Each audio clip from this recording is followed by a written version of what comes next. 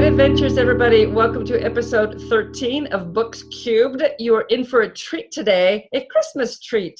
I have children's book author Laura Boldin-Fournier. I hope I said that right. And we're going to talk about her book, which I can't remember the title. You all know how bad I am with titles.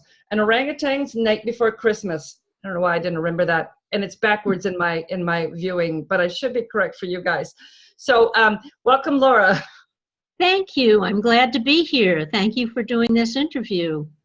Oh, no problem. I thoroughly enjoyed the book. I went yesterday and she spoke at the library and she read for a big group of kids and they had a great time, and so did I.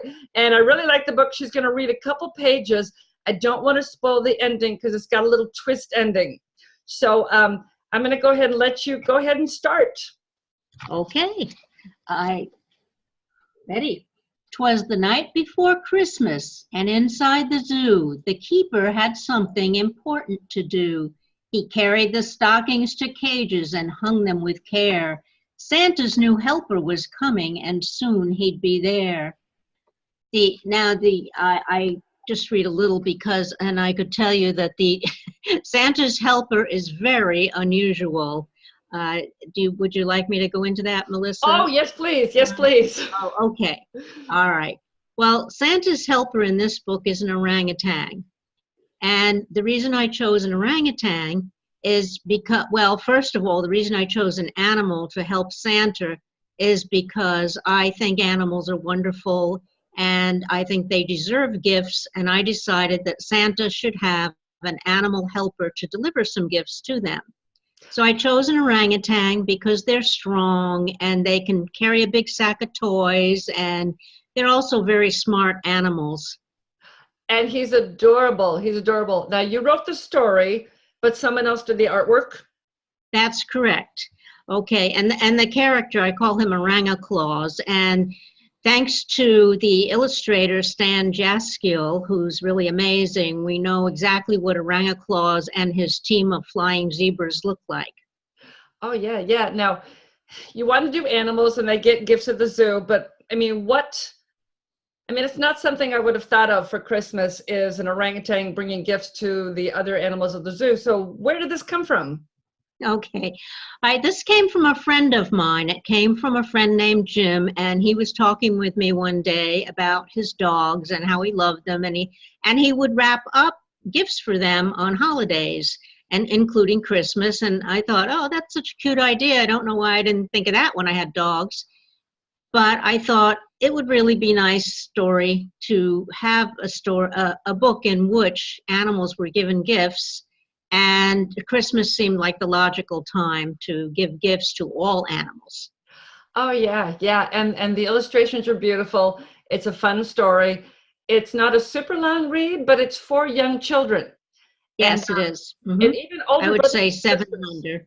Yeah, even older brothers and sisters could read the book, because if I'd given this book to my kids, my daughter's 3 years older, I know she would have been reading it to her brother, as soon as she could. It would have been, she would have loved this book as a kid. Most definitely. Well, thank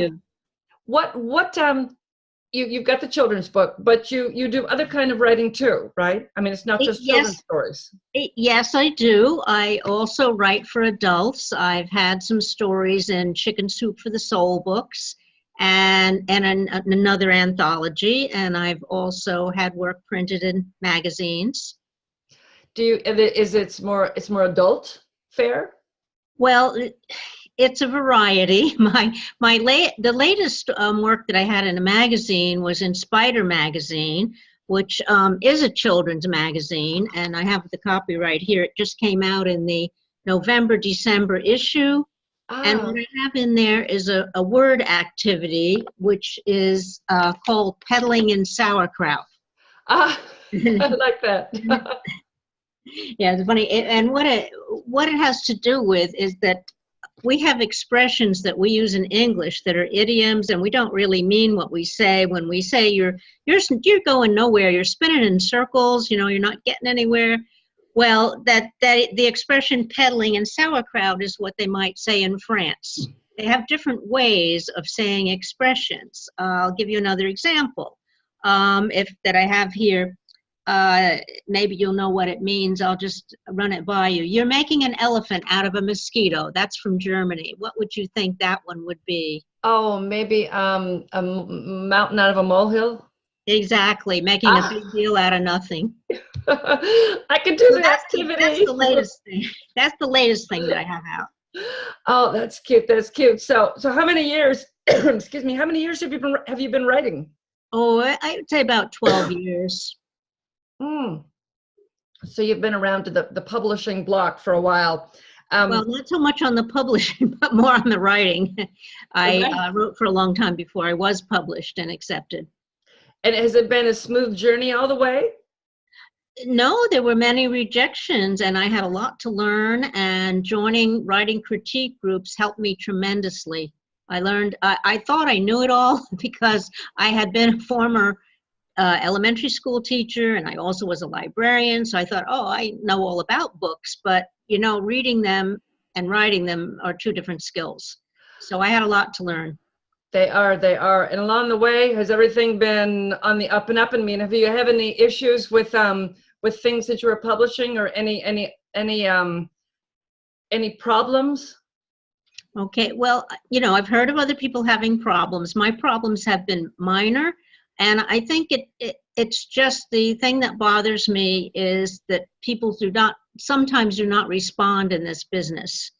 And they may ask for a submission and even ask for it to be exclusive, and then not let you know whether they're accepting or not accepting, and never hearing from them. Oh, so that's not good. In my former life, I was a literary agent, and I never did stuff like that. If I requested something, I would get on the phone right away, or I would send a letter right away to let people know, because yeah, it's just that's not something. It should be, because you know, well, for myself, I'd much rather have just a form letter that says no, not interested, than never know and wait months and months, and then you're not sure whether to move on with the project. Oh yeah. I mean, you could wait a long time and then nothing comes of it. Oh yeah, that's not good at all. That's not good at all. Now, I love that he's an orangutan and he's so adorable. Now, did you choose an orangutan because they have special meaning for you? Or is it, what I'm trying to ask is, if you had like an animal that could like represent you, like your mascot or your spirit animal, would it be an orangutan or would it be a different animal? Well, I'd have to be loyal to Oranga Claus, I think, but I did choose the orangutan because they are smart. Like, you know, they're very close to human beings, and I think it's climbing down and carrying a sack of toys would not be a job for a mouse or many other animals. So we had to pick somebody who would be agile enough to jump out of a sled and smart enough to guide it. And yeah. My spirit animal happens to be here. Oh, really? Yes, he's going to say hello. Here he is. He's great. If you're listening on the podcast, he's an orange orangutan. He's stuffed. He's a stuffed orange orangutan. He's not real. Yes, he's stuffed like me at the holidays. and he's orange, but really, you know, they're nicknamed the red apes. There are some that are more brown, but they do, and it is a holiday color, green. That's true. That's true. And sometimes you do see some that look very red. Their fur looks red. And we were somewhere.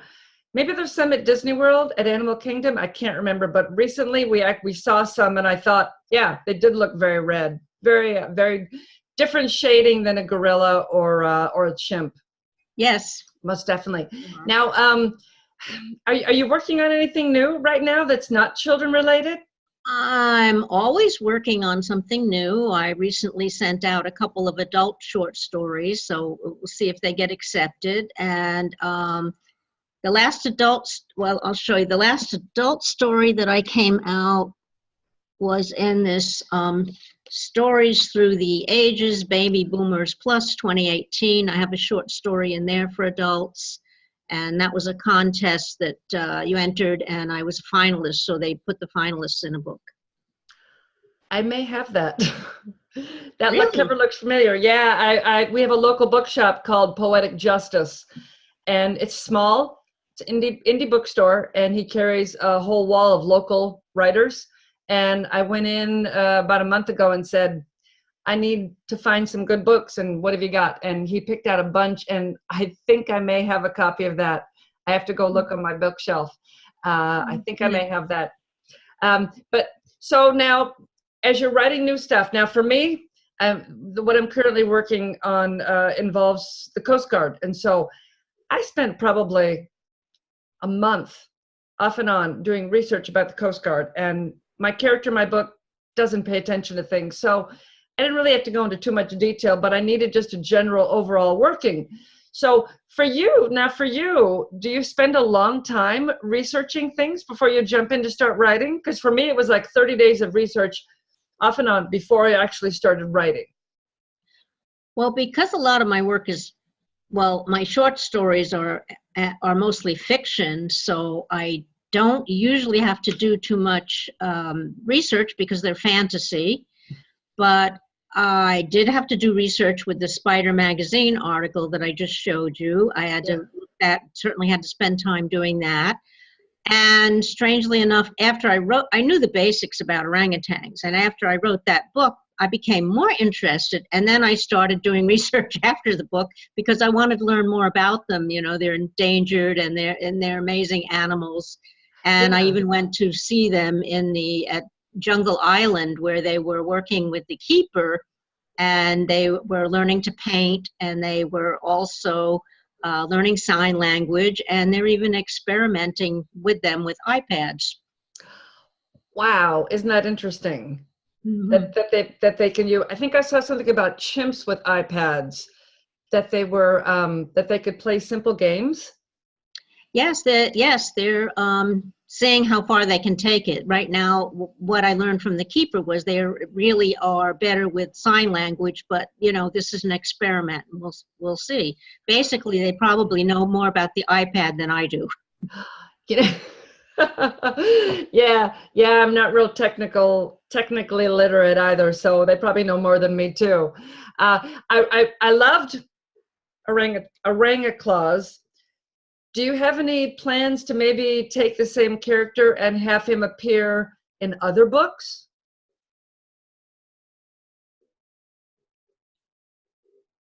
Uh-oh, I may have lost her for a moment here. Are you still there?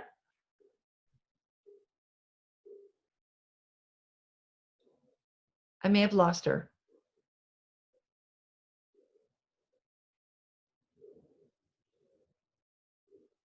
Uh-oh, are you still there? Did I lose her? Let me send her a message. You know what? I think I lost her. Yes. There you are back again. I got you back. Yes, I was disconnected for a minute. I don't know whether it was my internet that went off or yours, but here I am back. You're back. Great. I'll just cut and paste with that. So I think, what did I ask you? Oh, are there any plans? I love Oranga Claus. So do you have any plans of him making another appearance, maybe in another form or with another adventure? Well, right now, not him specifically, but because as I was saying, I did research orangutans after the fact, and I was so interested in them, I did write another book that gives more facts about orangutans, and it is fictional, but I hope that will be published. Oh, that'd be good. I like that. Yeah, you know, him doing even different things. There's a series of children's books I absolutely love. Some of them out of print. I think it was by Alexandra Day about Carl the dog. And yes, I know those books. Mm-hmm. Yeah, the Rottweiler is babysitting the child, and I don't think she'd get away with it now because the parents would leave and the dog is babysitting this baby all by himself. And they would go on these adventures together. And my kids, so let's say my daughter's going to be 30 this year, so they were raised on these books. And so, you know, 25 years ago, I was buying these books. So some of them may be out of print, but they were wonderful. But I could see, you know, a whole series of adventures with orangutans. Well, thank you. I'll consider that. Yeah, think about that. I mean, as you're working on things for, you know, new stories and new books, do you find yourself stuck? I mean, do you have any kind of writer's block or anything, or do the ideas just flow?